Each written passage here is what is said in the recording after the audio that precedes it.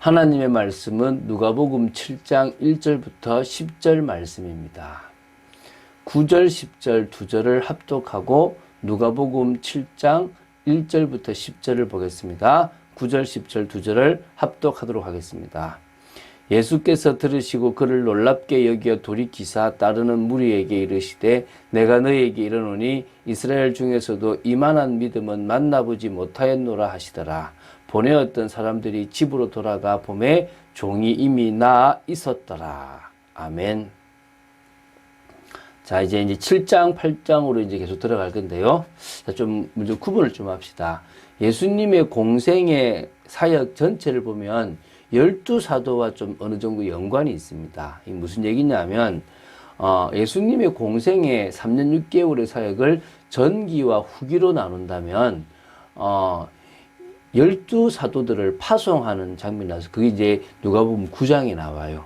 그 앞에를 전기라 그러고 그 뒤를 후기 사역이라 그럽니다. 그러니까 12사도를 전도 현장에 파송하는 것과 이렇게 관련돼서 구분해서 그 앞의 성격과 그 뒤의 성격이 좀 달라지는 것을 보게 됩니다. 또 그리고 제자를 파송하기 전까지 여기 사역을 여기에 있었던 갈릴리의 사역을 갈릴리 전기 사역이라고 이야기합니다. 그럼 나중에 또 갈릴리 후기 사역이 한번 나오겠죠. 그래서 갈릴리 전기 사역을 누가복음 4장 14절부터 8장 56절까지를 그렇게 전기 사역이라고 합니다. 근데 이 전기 사역도 12사도를 불러 세워서 임명했던 시점을 두고 제1차 갈릴리 사역, 제2차 갈릴리 사역이라고 이렇게 구분을 짓는 거예요. 그러니까 어떤 의미에서는 다시 말씀드리면 12사도를 임명했던 순간을 가지고도 구분되고 이제 파송했던 순간을 가지고도 전체가 구분될 수 있다라고 보시면 됩니다. 자, 이제 그런 부분에서 이제 조금 다른 성격들을 조금 띄는 것들이 있습니다. 특히 2차 갈릴리 사역은 12사도를 세운 이유이기 때문에 사도들과 함께 동력이라는 의미를 가지고 조금 하는 부분들이 있습니다. 그리고 이게 예수님이 그리스도라는 걸 보여주시지만 이들을 양육하고 훈련하는 부분에서도 주님은 메시지를 하시고 계시거든요. 자, 이제 7장과 8장을 볼 겁니다. 7장, 8장은 총 12문단으로 되어 있습니다. 전체적으로는 예수님이 메시아로서 그리스도로서의 신분을 확증해주는 여러 가지 이적 기사를 해주고 하고요. 또 교훈과 또 이에서 사람들의 반응에 대해서 이렇게 나누는 부분들이 이렇게 있습니다. 그래서 7장, 8장을 12번에 나누어서 본다고 생각하시면 됩니다. 오늘 보게 될 게 누가복음 7장 1절부터 10절입니다. 바로 백부장의 믿음을 보시고 그의 하인을 치유하신, 고쳐주신 내용입니다. 마태복음 8장 5절부터 13절에도 기록되는데 순서상에 조금 차이가 있는데 연대기 순으로 봤던 것은 이 누가복음이라고 생각하시면 이 순서가 거의 맞다라고 보시면 될 것 같고요. 예수님께서 공생의 사역을 시작하신 지 약 1년쯤 이렇게 경과한 시점에 있었던 사건으로 보시면 될 것 같습니다. 자, 내용을 한번 보겠습니다. 자, 누가복음 7장 1절부터 보는데요. 자, 예수님께서 평지수훈이라 그러죠. 중요한 이 은혜의 메시지를 백성들에게 들려주신 이후에 가버나움으로 갔습니다. 가버나움이 거의 전초기지와 같은 곳이라고 생각하셔도 되고요. 또 저는 이곳에 하나님이 이루실 계획이 있으니까 하나님의 인도로 이곳을 갔다라고 저는 보고 있습니다. 자, 2절부터 5절을 보면요. 이제 여기 어떤 백부장이 나와요. 이건 로마 사람이라고 보시면 됩니다. 근데 참 그 당시 시대상으로는 참 이해하기 힘든 상황을 좀 보게 됩니다. 이게 무슨 말이냐면, 이 어떤 로마인 백부장이 자신이 너무나 아끼고 사랑하는 종이 지금 죽게 되어가지고 이 예수님께 그 종을 살려달라고 간청하는 내용이 나오는 겁니다. 참 웃기죠, 그죠? 여기 보면 이렇게 나와요. 어떻게 나오냐 그러면 예수님에 대한 소문을 백부장이 들었습니다. 이분의 능력이라면 내 종을 고칠 수 있겠다라는 확신이 든 겁니다. 그리고 어떻게 하냐 그러면 간청하기로 마음먹은 겁니다. 여기 보면 3절에 보면 유대인의 장로 몇 사람을 예수님께 보내어서 저희 종을 고쳐달라고 청한 겁니다. 근데 마태는 백부장이 했다라고 나오는데요. 같은 개념이죠. 정말 백부장이 간절한 마음으로 한 겁니다. 그걸 마태는 기록한 거고, 누가는 방법적으로서는 자신이 예수님께 나오기가 너무나 두려울 만큼 예수님을 신적으로 생각했던 게 나와요. 좀 있으면. 그러니까 그렇기 때문에 자신이 못 가고 누구를 보냅니까? 자신과 좀 신분이 있는 유대의 장로님들을 몇 분 보내고, 나중에는 벗들도 보내었다라는 부분들이 나온다고 보시면 됩니다. 그게 요거고요. 사람들이 정말 간청하려면 직접 자신이 와서 해야 될 거 아니겠냐라고 생각하는데, 아까 제가 7절에 보면, 그러므로 내가 주께 나아가기도 감당하지 못할 줄 알았나이다 라고 얘기 나와요. 이 정도로 예수님이 누군지를 알았고, 그분 앞에 자신은 아무것도 아니라는 그런 중심을 가지고 있었다는 것입니다. 자, 그리고요, 4절, 5절에 보면, 유대인 장로들이 예수님께 간절히 구하는 내용이 좀 흥미롭습니다.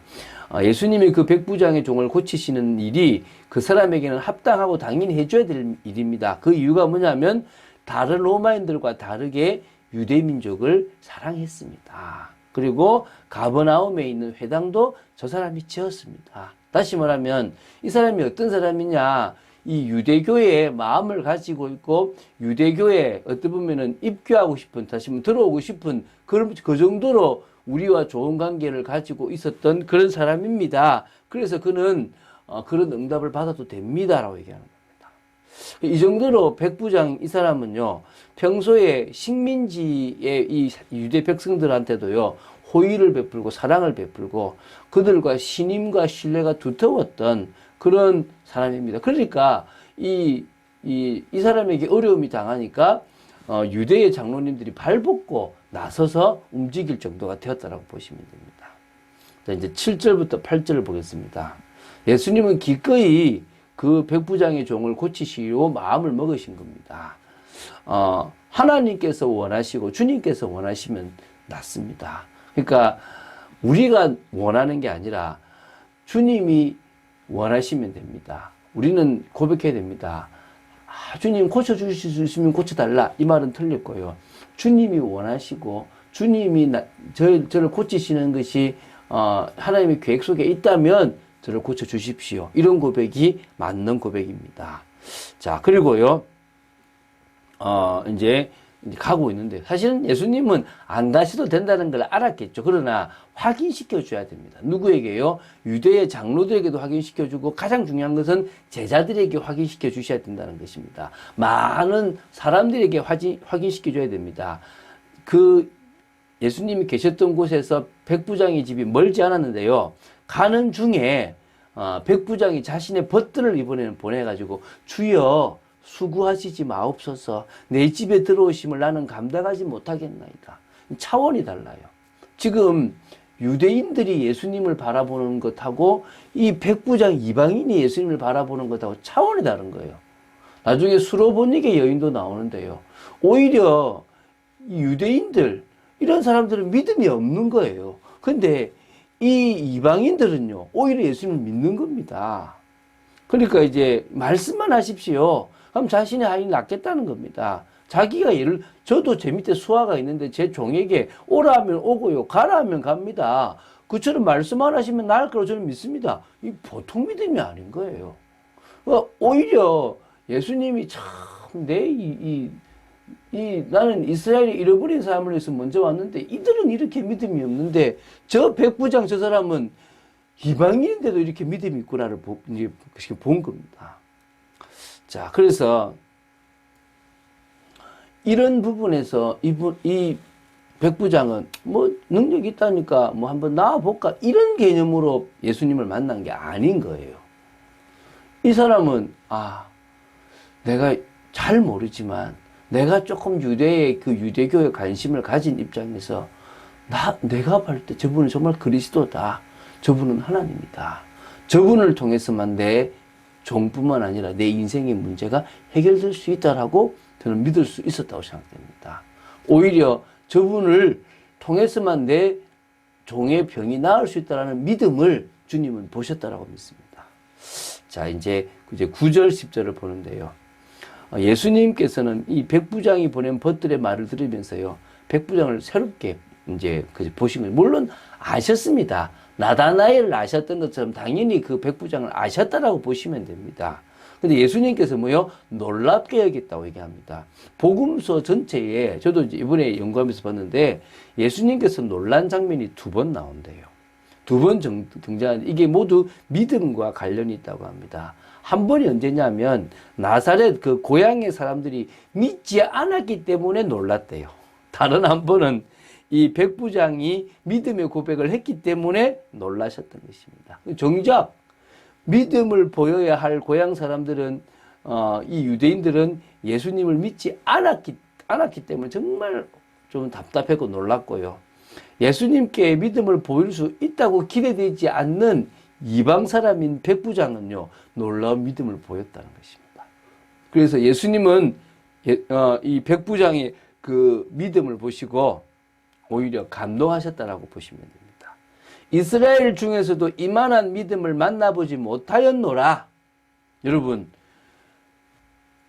여러분의 믿음이 그런 믿음 되시기 바랍니다. 하나님이 인정하시는 믿음 되시기 바랍니다. 어떤 의미에서 백부장은 유대인의 회당을 지어줄 정도로 유대교의 하나님을 알고 싶었고 믿었을 수도 있다는 것입니다. 그런 중에 예수님의 소문을 듣고 예수님이 그리스도라고 믿었다는 겁니다. 이스라엘 백성들보다 더 사실적인 믿음을 가졌다고 보면 되는 겁니다. 그래서요, 벗들이 예수님의 말씀을 듣고 와보니까 이미 나아 있는 겁니다. 아, 나았구나. 자, 여러분, 모태신앙이면 뭐합니까? 또 불신자 가운데서 신앙생활 하면 안 되는 겁니까? 아닙니다. 그런 거 상관없습니다. 목사면, 장로면, 직분자면 상관없습니다. 중요한 건 뭐냐면 내가 지금 주 예수 그리스도를 제대로 믿고 있냐 없냐가 관건입니다. 내가 어느 교회를 다니고 내가 어떤 모습이다, 하나님 보실 때는 아무 상관이 없습니다. 하나님이 인정하시는, 주님께서 인정하시는 믿음을 내가 가지고 있는 올바른 믿음의 사람이냐는 겁니다. 여러분, 예수 그리스도를 올바르게 믿고 올바른 신앙생활 하시게 되기를 바랍니다. 그런 사람 중에 한 사람이 갈렙인 거예요. 하나님에 대한 올바른 믿음, 변하지 않는 믿음을, 신실한 믿음을 가진 사람이 갈렙입니다. 그러니까 45년을 기다릴 수 있는 겁니다. 뭘 붙잡고요? 약속을 붙잡고 거의 일평생을 기다렸다라고 볼 수 있습니다. 그리고 뭡니까? 그 일에 헌신한 겁니다. 오늘 우리는요, 정말 신실한 믿음의 사람으로 헌신해야 되는데 그 전에 뭐부터요? 은혜부터 받는 축복의 여러분 되시기 바랍니다. 그 전에 하나님과 소통되고 하나님의 뜻으로 충만한 여러분 되시기 바랍니다. 그러면 정말 교회에서도 또 정말 현장에서도 참된 헌신을 할 수 있을 줄로 믿습니다. 우리의 걸어온 길, 그 걸음이 어떤 걸음인지 여러분 잘 보시기 바랍니다. 믿음으로 한 걸음 한 걸음 걸어가면 앞으로 우리가 갈 모든 걸음들이 가장 축복의 걸음이 될 줄로 확신합니다. 그런 축복의 여러분 되시기를 주 예수 그리스도 이름으로 축원드립니다. 주는 그리스도시요 살아계신 하나님의 아들이심을 고백합니다. 오늘도 말씀 붙잡고 저희들이 응답받기를 간절히 소원하며 이 백부장의 믿음과 같은 사실적인 믿음으로 주님을 바라보게 되기를 간절히 소원합니다. 주 예수 그리스도 이름으로 기도드립니다. 아멘.